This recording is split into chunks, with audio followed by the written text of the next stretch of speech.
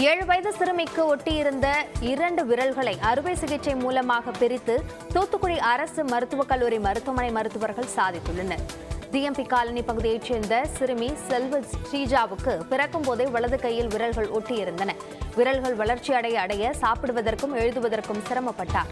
இதையடுத்து தூத்துக்குடி அரசு மருத்துவமனையில் அனுமதிக்கப்பட்டு அவருக்கு வெற்றிகரமாக பிளாஸ்டிக் சர்ஜரி செய்யப்பட்டது.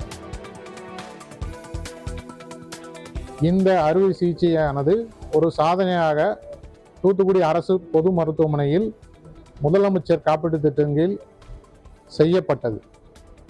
தற்சமயம் பயிற்சிக்கு பின்பாக இந்த சிறுமியானவள் தன்னுடைய விரல் அசைவுகளை கண்டு மகிழ்ந்து கொண்டிருக்கிறார்.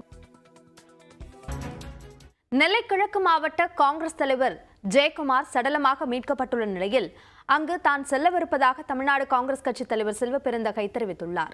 சென்னையில் செய்தியாளர்களிடம் பேசிய அவர் இதனை தெரிவித்தார்.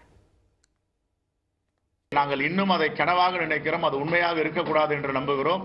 நான் நெல்லை புறப்பட்டு சென்று கொண்டிருக்கிறேன்.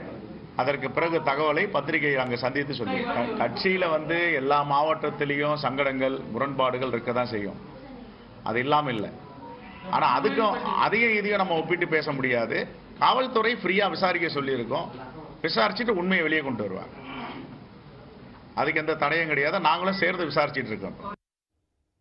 திருநெல்வேலி கிழக்கு மாவட்ட காங்கிரஸ் தலைவரின் உயிரிழப்பு தொடர்பான விசாரணைக்கு முழு ஒத்துழைப்பு அளிப்பேன் என்று நாங்குநேரி எம்எல்ஏ ரூபி மனோகரன் தெரிவித்துள்ளார்.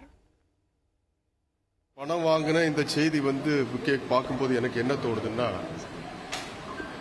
என்னமோ என் மேல ஏதோ பழி வேணும்னே பழி செய்யணும், பழி போடணும்னு சொல்லிட்டு ஏதோ யாரோ அதுக்கு பின்புலமா இருந்து வேலை செய்யறதா எனக்கு தோணுது.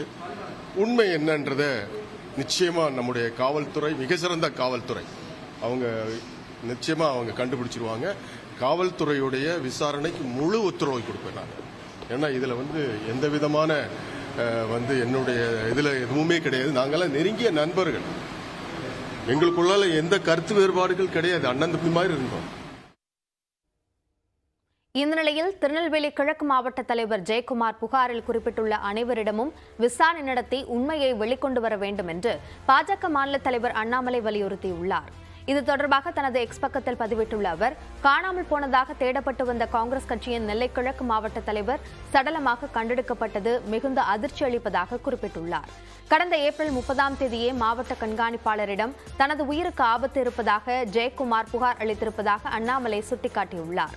அதிலும் நாங்குநேரி சட்டமன்ற உறுப்பினர் ரூபி மனோகரன், காங்கிரஸ் முன்னாள் தலைவர் தங்கபாலுவின் பெயர்கள் புகாரில் இருந்ததாகவும் இது தொடர்பாக காவல்துறை எந்த நடவடிக்கையும் எடுத்ததாக தெரியவில்லை என்றும் அண்ணாமலை குற்றம் சாட்டியுள்ளார். காங்கிரஸ் கட்சியின் மாவட்ட தலைவரின் புகாருக்கே இந்த நிலைமை என்றால் சட்டம் ஒழுங்கு பாதுகாப்பு குறித்த கேள்வி பலமாக எழுகிறது என்றும் அவர் விமர்சித்துள்ளார்.